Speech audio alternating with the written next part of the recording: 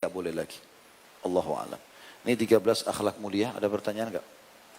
Fadhal, silakan. Bismillah.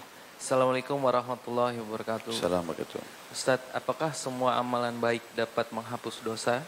Dan sebaliknya, semua amalan buruk menghapus pahala? Fadhil Ustadz.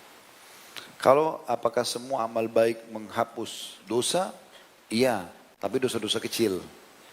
Allah mengatakan dalam Al-Quran, A'udzubillahi minasyaitonirrajim, Innal hasanati yudhibnas sayyiat. Semua perbuatan baik akan menghapus dosa-dosa. Tapi ini ulama mengatakan dosa-dosa kecil. Dosa-dosa kecil. Mirip dengan rincian sabda Nabi SAW, tidak ada seorang muslim yang berwudu kemudian dia memperindah, memperbagus wudunya kecuali akan berjatuhan semua dosa-dosa dari anggota tubuhnya bersamaan dengan tetesan air terakhir. Kalau dia membasuh telapak tangannya akan jatuh semua dosa-dosa yang pernah dijamah oleh tangannya. Kalau dia berkumur-kumur akan jatuh dosa dari mulutnya. Kalau dia membasuh wajahnya akan jatuh dosa dari matanya. Kalau dia membasuh kakinya akan jatuh dosa yang dari kaki yang melangkah. Tapi semua masuk dalam dosa kecil. Karena dosa besar Imam Nawawi rahimahullah katakan harus dengan taubat nasuha. Taubat nasuha. Taubat nasuha ini tentunya dia syaratnya 3. Meninggalkan dosa-dosa ketika, menyesali dan janji sama Allah tidak akan mengulanginya. Kalau apakah semua dosa menghapus pahala? Jawabannya tidak. Tapi ada di antara dosa yang menghapus pahala. Seperti kekufuran, kesyirikan. Karena dengan kufurnya orang habis pahalanya. Dan ada lagi manfaatnya buat dia. Gitu kan? Begitu juga ada dosa juga yang kalau tidak salah dosa prasangka buruk itu. Yang kata Nabi SAW, Iyakum wadhan, hasad, penyakit iri, dengki. Kata Nabi SAW, Iyakum wal hasad, hati-hati kalian dengan iri dan dengki. Karena sungguhnya hasad itu akan memakan pahala, menghilangkan pahala, menghanguskan sebagaimana api membakar kayu bakar. Tidak ada jenis-jenis dosa satu, tapi tidak semua dosa. Tidak semua dosa bisa menghapus pahala tentunya. Tapi ada di antara dosa-dosa itu, terutama dosa-dosa besar, itu akan menghapus pahala-pahala orang. Ustadz, bagaimana caranya mengingatkan orang lain untuk tidak berprasangka buruk? Tugas kita hanya menyampaikan. Seperti yang saya sampaikan kepada antum semuanya. Jangan prasangka buruk, kita sudah kasihkan contoh-contohnya. Mulai prasangka kepada Allah SWT dan prasangka kepada makhluk. Dan kita coba terapkan. Ilmu itu teman-teman akan ada berkahnya kalau kita praktekin dulu. Antum jadi praktisi. Itu kata kuncinya.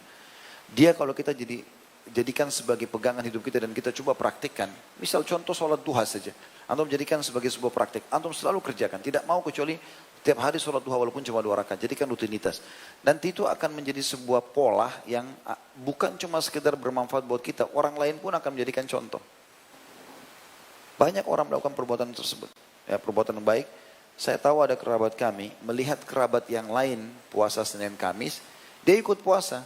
Padahal sebenarnya dia mungkin cuma lihat saja orang puasa. Ada orang baca Quran di masjid, kita mungkin masuk masjid, kita lihat ada orang lagi mengaji.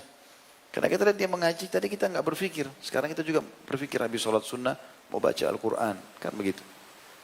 Jadi Allahu'alam bisa menjadi contoh bagi yang lainnya.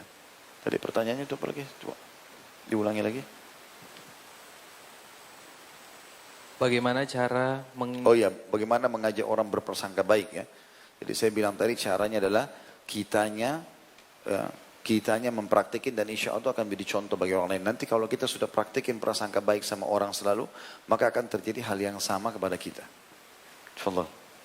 Assalamualaikum Ustadz. Waalaikumsalam. Bagaimana menyikapi suami yang masih suka menggoda, melihat perempuan lain di sosmed, dan bergaul dengan teman-teman yang menjerumuskan ke arah tidak baik. Padahal suami saya sering ke kajian Ustadz. Saya sampai lelah menasihatinya Ustadz.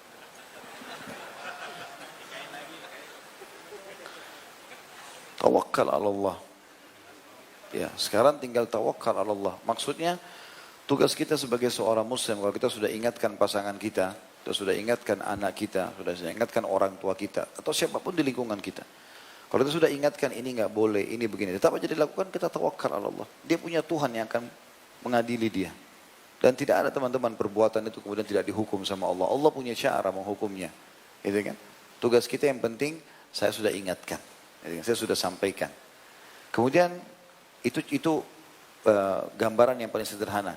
Kalau mau lebih dalam misalnya, mengajak dia ngobrol, kira-kira apa masalahnya sih? Masalahnya apa? Jangan emosi, coba tanya, masalahnya apa? Kenapa masih suka majang foto orang lain?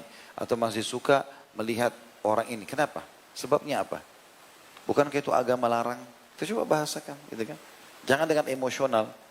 Mungkin dia membahasakan, misal kalau dia lihat kita memang ingin membuka diri, maka misal suaminya ibu mengatakan, saya suka kalau lihat perempuan pakai baju begini. Baik, ibu coba tutupi itu. Pakai baju itu. Gitu kan? Cari pakaian yang memang halal ibu pakai di depan suami. Pakai. Mungkin itu bisa membantu untuk gudul basar. Membuka pandangan. Artinya ikhtiar. Tapi cara yang paling ringkas tadi adalah yang pertama kita tawakal ala Allah. Ya, sudah kita nasihati. Tadi kan sudah nasihati. Dan jangan bilang capek menasihati ya. Masa capek cari pahala. Kan tidak ada capek cari pahala. Ya. Baik, yang terakhir Fadhal. Assalamualaikum Ustaz. Waalaikumsalam. Selain dengan sholat istikharah, amalan apa saja untuk memantapkan pilihan yang terbaik untuk mencari calon suami? Tawakkal ala Allah. Sudah ada calon, udah istikharah, tawakkal ala Allah. Allah mengatakan fa iza azamta fatawakkal ala Allah. Kalau sudah bertekad, jalan. Istikharah itu tidak harus mimpi. Tapi ada kecenderungan, ada ketenangan hati dan setiap mau lakukan perbuatan baik teman-teman pasti digoda syaitan, dibuat was-was. Sudah tawakal Allah, jalani saja. Selama itu baik, mau menikah sudah jalan. Asal ada orang yang sudah cocok gitu kan. Istikharah, saya pernah ajak seorang ikhwah istikharah di dekat saya. Dia mau menikah lalu saya bilang, duduk sini, istikharah sekarang. Di sebelah saya kebetulan di Masjid Haram itu hari. Silakan sholat. Habis istikharah saya bantu doanya yang silakan baca. Allahumma inni astakhiruka bi ilmika seterusnya. Saya langsung tanya habis itu. Bagaimana perasaan? Sudah tenang Ustaz. Nikah saja. Tawakal Allah. Jangan terlalu banyak was-wasin. Ya? Kalau saya lihat hari ini lamar hari ini menikah hari ini selesai. Antum bulan depan, tahun depan, Allahu Akbar. Ada yang sampai 10 tahun baru nikah, enggak nikah hari ini. Ya? Terlalu lama. Dan jangan terlalu idealis teman-teman. Harus begini, harus begitu, harus begitu. Akhirnya semua orang ditolak sama dia. Nabi SAW sudah kasih tolak ukur. Pernikahan, agama, dan akhlak. Itu saja. Yang lain itu adalah nomor yang kesekian. Sebagaimana sabda Nabi SAW. Kalau datang kepada kalian, hai para wanita. Kan ini tadi yang bertanya akhwat. Kan? Kalau datang kepada kalian, wahai wali wanita dan hai wanita. Yang kalian ridhoi agama dan akhlaknya. Maka terima lamarnya. Kalau tidak terjadi kerusakan di muka bumi. Insya Allah dengan akhlak yang baik akan tercermin juga kelebihan dari fisiknya. Allahu a'lam. Baik, begitu saja. Ketemu lagi insyaallah Selasa akan datang.